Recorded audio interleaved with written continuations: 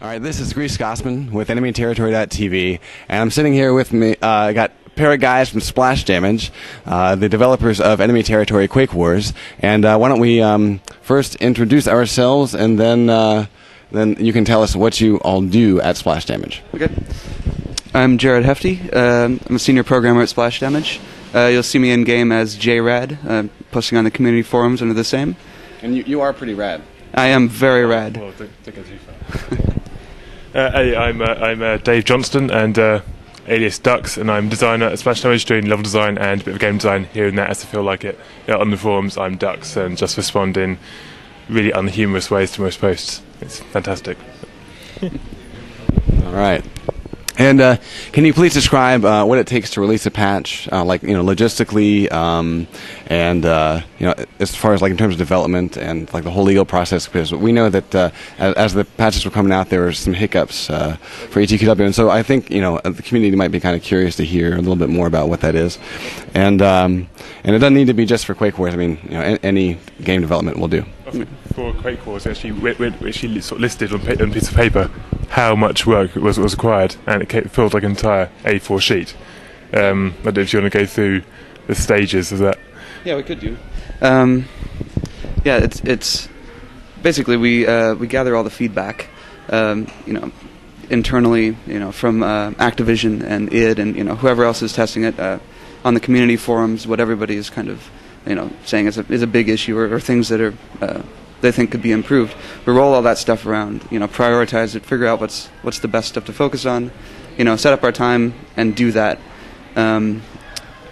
We build all that stuff up, we test it over and over and over, and iterate that, and then do the fun task of building, installers, documenting stuff, send that off to Activision and id. They play through it, and if necessary, we repeat that cycle again. So potentially that can be something that takes up a lot of the time, is just going through that testing cycle over and over. After that, we get to coordinate with, of course, Activision, id, Demonware, who are providing all the back-end servers because they need to test things. We need to talk to Valve for Steam release. I know we have some other digital distribution partners as well. We have to coordinate with all those guys. Take all the files, build them up, all the Linux versions, Mac versions, which of course go through id and Aspire. So that's another two companies we coordinate with. Take those out, get them out to the GSP, so that's X more companies to coordinate with. Send that a couple days early so that they have time to get things ready. And finally, write news posts and change logs and all that kind of fun stuff, and pop it out there. And of course, we also have the SDK. So while that's all going on, I'm basically going through and managing, updating, building all the code, bundling that up, and usually it's the SDKs are released at about the same time as the patches. I think 1.5 update was the same day, which is pretty cool. Yeah, I think so. Yeah, it is. But yeah, there's this big iterative process that you just constantly going over, and then coordinate, and all these companies are in completely different time zones, and you just get It's like sort of 500 million different companies you have to coordinate with, and as Jared just said, it's basically 3 simple steps. all these things. Do the work, bundle it up, put it out. Yeah. Easy. But yeah, it does kind of add up, and and I see, you see in the forums people are like, "This is broken. Fix it now. Fix it now. Fix it now." And we'd really love to. If it's a problem on the server, we usually can do that because it's a lot more smaller. It's more contained. So you can actually just kind of push that out to the GSPs, and they can manage that pretty quickly. But yeah, for the full client updates and all that kind of stuff. Oh, of course, also in this lovely list of things, localization and all that kind of stuff. Yeah. So got to translate. If we add new features. Legal too. Yep. As well. That's Yeah. It's just this, a big complicated process, and I think, maybe the perception is, and before I was in the industry, it always seemed like, well, just put it in a zip file. Right. Yeah. Give us the stuff. Yeah, we don't care. Yeah. And unfortunately, you can't really do that anymore. You have to provide the installers and all that kind of fun stuff. Of course, that's not, well, even when it's out, that's not the end of it. You've got all support as well. Of course, you always going to have like maybe a couple of minor issues. We've been quite lucky. There've only been a few things that required hot fixes, but even then we have to provide support for people with patching problems or problems with the update or hardware issues and all of that. Just even once it's all finished, that takes up our time as well. Yeah. It's part of the process. Yeah. It's quite a process, and it's still really cool to be able to fix things and add things after the initial release and take care of people's problems and make the game better for them as they do it. So it's definitely worthwhile, and it's a better game. Yeah. In the end, it benefits everybody. Yeah. Well, and I think the community will definitely agree. I love all the stuff that you've added since the game's initial release. Throwing in the VoIP, and then all the little tweaks here and there. And a couple of fixes to like animations and things like that. It's really. In my opinion, 1.5 is so solid, and something I never quite understood. With playing other I'll stop talking because I was going to say something about the betas. We actually have a question a little bit later on. I just remembered, but so we'll go on to our next question here. Looking back at some of the early screenshots of the game, we noticed that there are some maps that just didn't make it into the final release, and I remember hearing Lockie talk a little bit about why. But are there any plans to that those maps might make it into like some expansion pack or some sort of official map pack at some date? I don't know of any particular plans for the expansions or anything like that I could really say anything about. A lot of the maps, like a lot of the screenshots of maps that you see that you don't recognize the bits of, they actually are parts of other maps that are actually in the game. So I think Valley, there's a pretty good chunk of Valley that we basically used as an artist test bed. And so, the real Valley at that time when we were releasing the screenshots was plain and boring and ugly, and if we showed a screenshot of it, everybody would go, no. So, so while the level designers are going over the gameplay and tweaking everything on these kind of, plain blockout maps, we let the artists, kind of have their iteration process, figuring out how they want to do things, where they want it to go visually, and in the meantime, of course, the base levels are changing as they're tweaking gameplay. Routes are added, things are completely moved around, and so you'll see that screenshot of a snapshot of a fairly early version of a retail map, and so a lot of them. They look like they're different maps, but they are shipped with the game. They're bits and pieces of what we actually end up getting. Yeah. Okay. Yeah. I think the thing is, if we were to release those first early versions, people would go, hang on, I've played this map already. It just wasn't as good. I want to play the retail version. It's better. So there's really much point. It's basically old stuff that was improved for a reason. It's no better because it's had age. It's good as it is. Gotcha. Okay. Well, that's actually good to hear because I do see what you're saying about how you can sort of take some of those scenes in the screenshots, and I can kind of imagine where they might show up in some of the maps that we do have. So, yeah. I think there's a forum thread where people have taken these old shots and tried to work out where in the visual maps that they were taken from. It's quite impressive that people have been so. Just inspected the maps so well. Actually, got most of them quite right. I think they had to intervene a couple of times, but they're actually really good. Yeah. Cool. All right. One of the things that attracted gamers to Battlefield 2 was its innovative stat system. Was this a factor in Splash Damage's decision to put in a persistent persistent ranking system into the game? And how do you feel that this has affected the team play aspect of the game? Well, I think Battlefield 2 showed it could be done well. Wolf ET already had this sort of stat system, and it basically QuakeCon made it sort of persistent, the same as BF2 had. So it's basically is a way that everyone could see how they improved at the games. Everyone has a way they can improve, even if it's just killing one extra person is most basic stat. But when you sort of compare objectives completed over time, you see people improve, and that's something Wolf ET players wanted, and that's why it's added to Quake Wars, I believe. And it's kind of the game you play against yourself. How can I improve this? How can I be a better soldier and actually complete these objectives, or kind of follow on with the team play stuff. I think it does overall encourage a lot more team play, because you have that extra carrot on a stick that helps someone who might not necessarily be as motivated to complete objectives. That they have that little kind of cupcake sitting at the end of the hallway there, and they'll be more likely to go for it and help their team overall. On the flip side, do you feel like, because I think the counter argument that someone in the community might make is that, okay, let's say you've got somebody that's working on, say, their deployable kills with vehicles, and they run off in like an Icarus or an Anansi, and instead of really helping the team, they're running to sort of the backfield looking for all the deployables that are easy kills, I think that's. Frankly, that still does eventually help the team, especially if it's like a plasma mortar sitting in the back.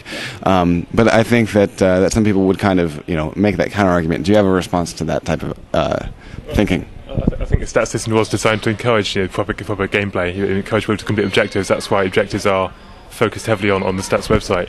And it's meant to encourage people to finish complete objectives and do all this cool stuff. So it's more about making sure people are doing the right thing. Whereas before they basically had frags, and everyone's after frags. Now it's just a sort of spread more even, I suppose, is what's really happened. And I guess the other thing you could say to that is, it is a counterexample. It is, you can't make people play the game you want them to play.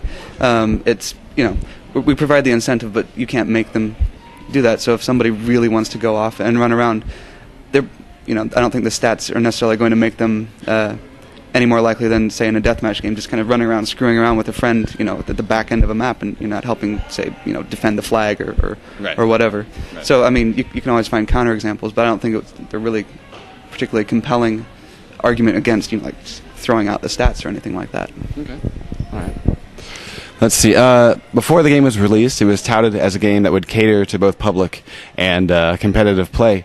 Competitive gamers seem to prefer the smaller team sizes, and they've complained a little bit about how the maps are pretty huge. And how do you feel about this? I know that I guess there were some really strong hopes that ETQW would really take off competitively, and I think that it has to a sense. But then I think we've also seen in both the U.S. and Euro arenas that sort of interest in the competitive aspect of the game is kind of in a lull. So, what are your thoughts on that? Well, when we saw the competitions get a hold of ETQW, first of all, right off the bat, you saw a lot of rule sets that basically kind of stripped everything out of ETQW and turned it into Wolf ET. And that's human nature. You go with what you know. I think kind of over time, with the this official competition mod and ETQW Pro, built on top of that, we've got a fairly good set of tools for kind of shaping the gameplay, while still keeping all the important elements intact. But making it a bit more suitable, because there are quite two completely different play styles, and I think for the team sizes, I think it's probably a bit smaller than we originally anticipated. You can kind of understand that, looking back on it, going, well, it's it's hard to find say field 12 people and get them all together and do all that. So with the competition mod, we kind of provide ways to kind of keep things even a bit more focused, so you're not spreading your team out so much. But I think, well, I've just lost my train of thought. Kind of, I'm waffled off into a minefield somewhere. Yeah, stay away from that. Yeah. No. I'll let Ducks talk. You've covered everything. No. I've just completely lost my train of thought on that. Well, you were saying how with the competition mod, you did sort of kind of pare things down to accommodate some of the smaller teams and try to keep things a bit more focused. So, so I guess in sort of that vein, like, what were you imagining the team sizes being when you were developing the game? Like, because I would guess that 6v6 probably wasn't really in your sights. Like maybe that's sort of the low end, but yeah, definitely low end. I think it was more like 8v8, 10v10, 8v10. yeah, kind of pushing up there. So it was kind of, I don't want to say disappointing, but it was a bit of a. I'll say it was disappointing. Okay. Because I'm one of those people that I loved the idea of having like an 8v8 or a 10v10 league, and I remember when the very first rule sets were coming out for for like all the competitive leagues, and I'm like, why is there not an 8v8? Why is there not a 10v10? Because you can't play this game to its fullest with basically.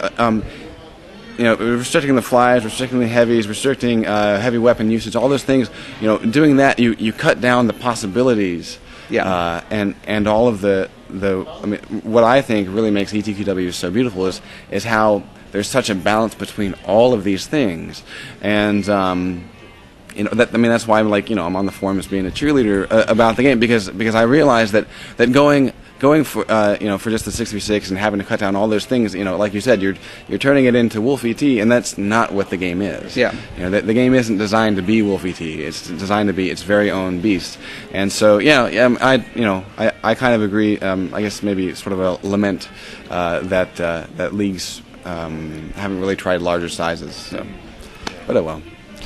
All right, let's see what else we got here. Okay, yeah, this is getting to the beta question.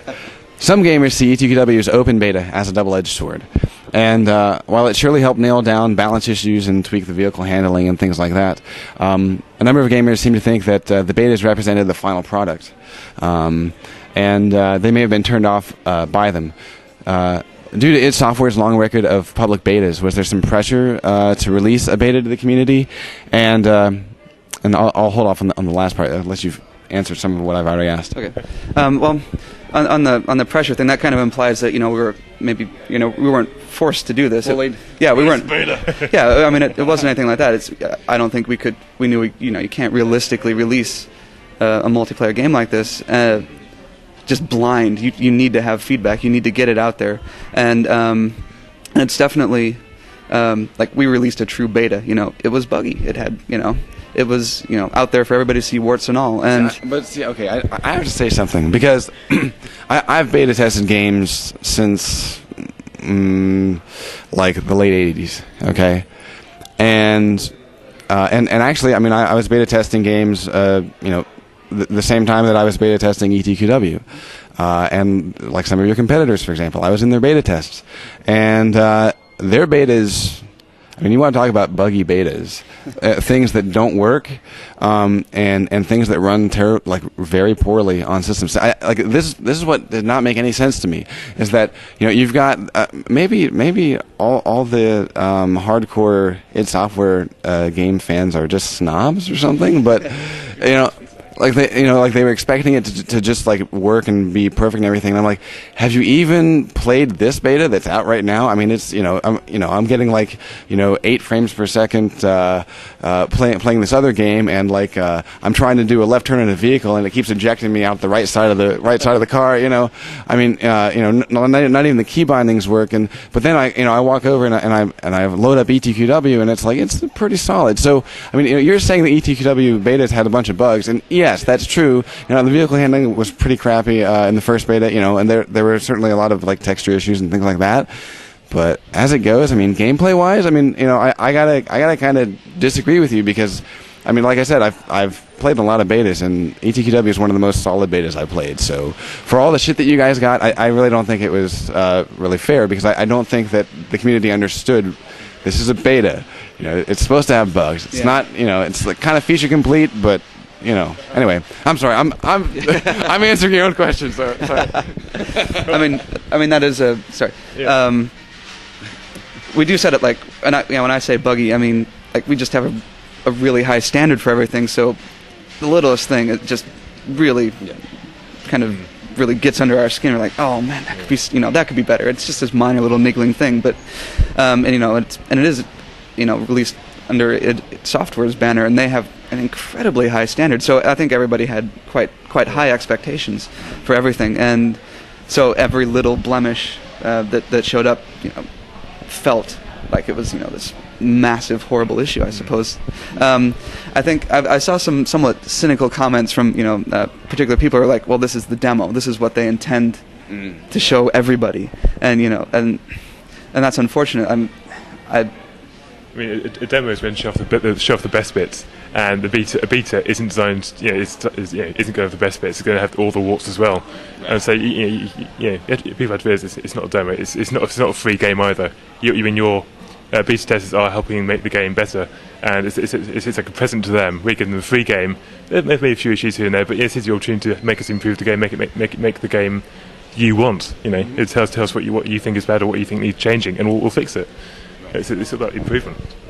Yeah, I think something that actually confused the issue a bit is I think maybe a few weeks or a month later, after we released our betas, one of our competitors released something. I think they called it the beta demo, which probably didn't help. That just adds so much more confusion to everything.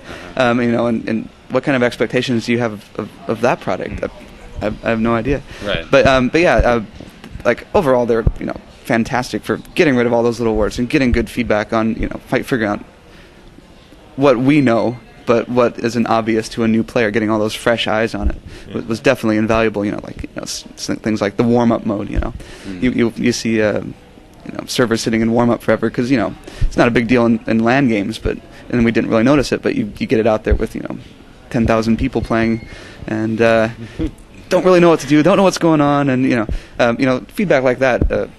Just general polish things as well, and it really was very helpful. Yeah, especially the hardware side of things. Yes. You get to test all sorts of different hardware configurations, OS configurations. You cover all those basic DLL issues that people had, and say for the final game exactly how to fix them.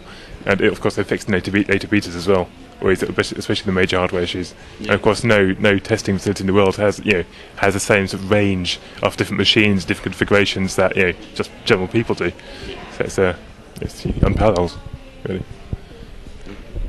And then the other part of this question is, let's see, given the experience and the mixed feedback that ETQW the beta received, would you make a different choice in the future, or is it betas all the way? I can't imagine ever putting a game out like a multiplayer game out without getting it out there first as a beta. Maybe there's. That's good to hear because I love the beta. So do we. Yeah. Maybe there's a way that you can present it to people. Honestly, just call it ETQW test. Yeah, that's it worked for id. That's probably the best way. There's ways to manage expectations. And let people know this is what you should expect. So that they don't have their sights set wrong. Say that you're giving the community an alpha because people do understand that alpha is supposed to be buggy and stuff. Lower expectations. Exactly. That's genius. Yeah, that's good. Yeah, not necessarily lowering expectations, but what is this supposed to be? What's it supposed to be doing? What do we expect from you? That kind of thing. Yeah. All right. While there's a great deal of negativity on the community forums surrounding the missing features in the console versions, and I agree with this, compared to the PC version, many console players have expressed how much they're enjoying the objective-style gameplay, which they have not seen in other multiplayer first-person shooters for the PS3 or Xbox 360. Do you feel that the rest of the gaming industry will catch on to the objective-style gameplay, that the trend that you guys have started? I think other companies and us as let's start over there. Other companies will borrow things, and we borrow things from other companies. If we see someone doing something well, why reinvent the wheel? Take it, and if it makes sense, of course, take it and integrate it and make it work with your game. And so if other companies take note and say, this, the objective style gameplay is really interesting, and it does look like a lot of people are interested. It is quite possible that they'll pick that up because there's no point reinventing the wheel. And I'd definitely love to see more of that kind of style of gameplay because, obviously that's my favorite style. I might be a little biased, I don't know, but yeah, I think it's certainly possible. Yeah. Quite possible. Yeah, as for the PC and console versions of the game, yes, as we understood that the PC and the console are different systems. They have different audiences, different outputs, different inputs. And although I think ETW could have been ported pretty much straight to 360 with all different changes to the code, it wouldn't just play as well. all the changes in 360 and PS3 versions, as done by Activision and Nerve, are there for a purpose. They're there to improve the game. They're to make it more accessible to the console audience. It's not like you just sort of decided to take sort of 10 things out and just fix things randomly. There are good reasons for it. And so I mean, the game is better on the console because of it. There may be some features missing from PC from the console version compared to the PC version, but it's the same in reverse. There are various features in the console version that aren't in the PC version just because it's a different system, different platform. It's not necessarily comparing apples and oranges, but maybe it's like oranges and grapefruit. They're very similar, but I apologize for that. That's awful. Although I will say I disagree with you about one point. Whoever redid the grenade explosion sound for the Xbox, I mean, seriously, they need to get their hearing checked or something. We'll find out who it is and have them shot. Honestly, it's like in the PC version, it's like a grenade exploding. In the Xbox version, it's like somebody going, "Pew!" It's like, why? What were you thinking? It's like, is that just like they copied the wrong file? It's like this is my son's little it's a sound capture of my son's little toy, and we're gonna throw it into the game. I don't know. Yeah, that was like the first thing I noticed about the differences. I'm like, oh no. All right. PCGHX.com. They released the video and screenshots of the ray traced ETQW. Was splash damage involved at all in Intel's efforts to create that demo? And we'll answer that part first. As far as I know, Intel basically did this on their own. They might have maybe fired some emails between id and maybe our technical director or something like that.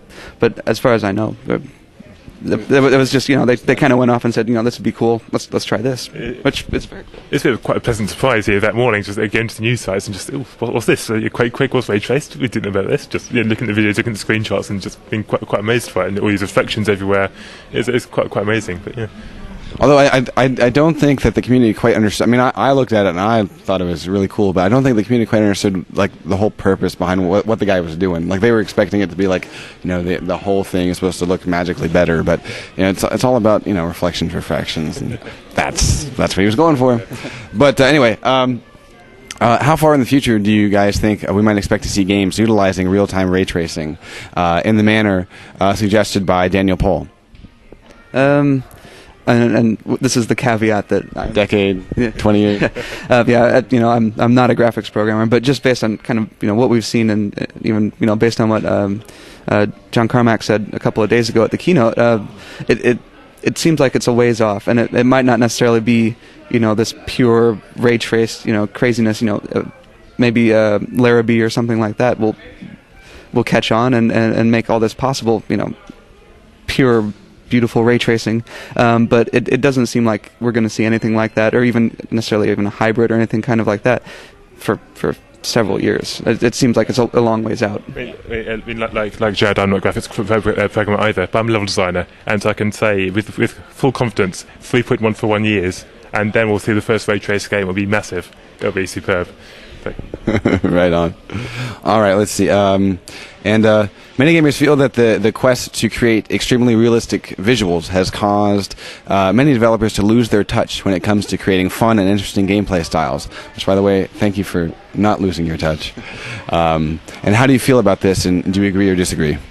You can see some things where you kind of go, well, obviously someone thought, well, what does this look like? That looks like fun, and then maybe the fun wasn't quite actually in the background there to actually support what looked fun.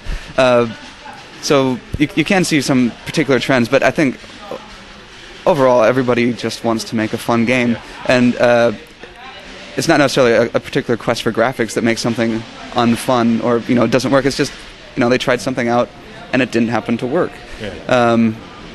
And of course, splash damage we're all about gameplay first, make it pretty second. Make it pretty. That gets people's attention, but you got to keep them coming back, and that's where all the fun comes from. Mm-hmm. And I know we're just going to keep doing that. We're not going to worry too much about make it crazy, look awesome, super duper right up front. We're going to make sure it all works and it's all awesome.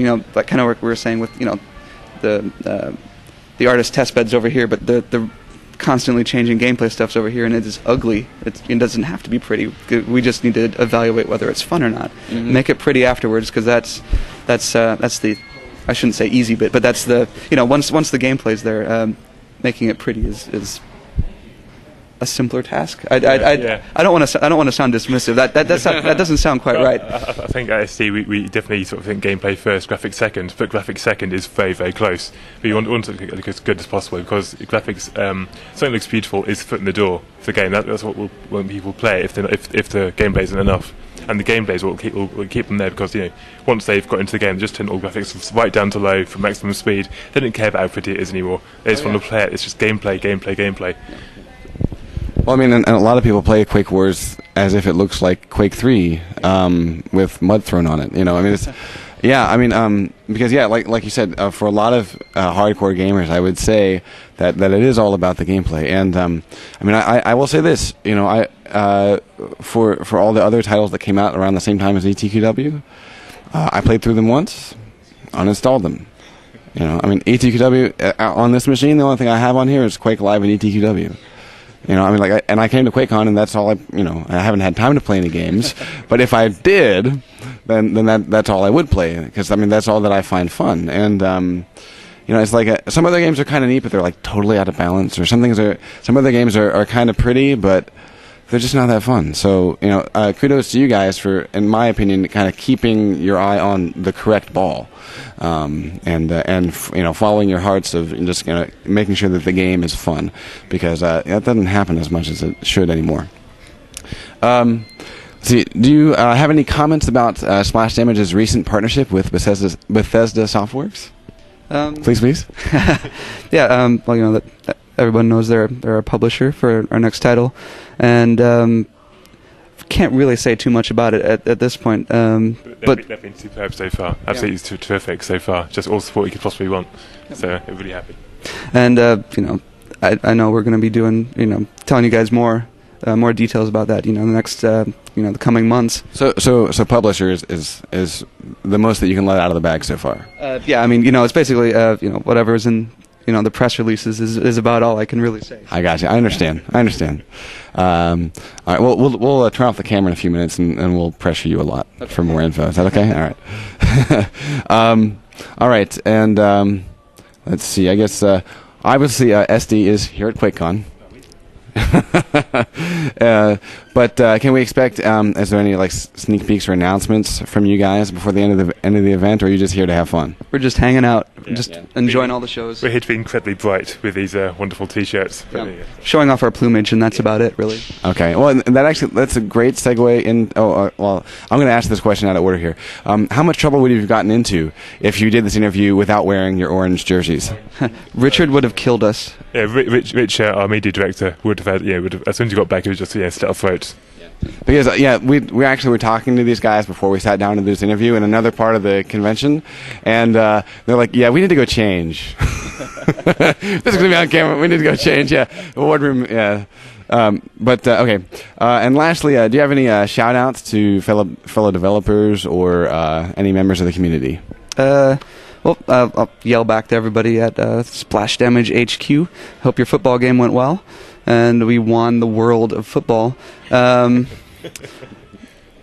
guess, can you do a shout-out? I think you guys are doing an awesome job on all the ETT TV stuff. That's really cool, just watching all the streams and all that kind of stuff. Thanks. And shout out to the forum people. Yeah, the forum peasants, as I like to call them, they make my days very entertaining every single day. I couldn't work without it, but it's brilliant. Definitely. Everybody who takes the time to post on the community forums, it's really cool seeing everybody just discussing stuff and doing it pretty civilly as well. That's really nice. And posting pictures of sponge ducks. For some reason, but yeah, what it takes you to worry what sort of floats your boat, but yeah, keeps you entertained. Right on. All right, cool. Well, I think that concludes our little interview with Splash Damage. And thank you guys for stopping by and chatting with us. And hopefully at some point towards the end of the show, maybe we can go grab a beer with you or something like that. Sure, definitely. All right. Cheers. Thanks very much. Thanks a lot. Oh, yeah, this is one of my favorite shirts. This is the Jesus saves after he passes each level. Yeah. Oh. Yeah, it's one of my favorites.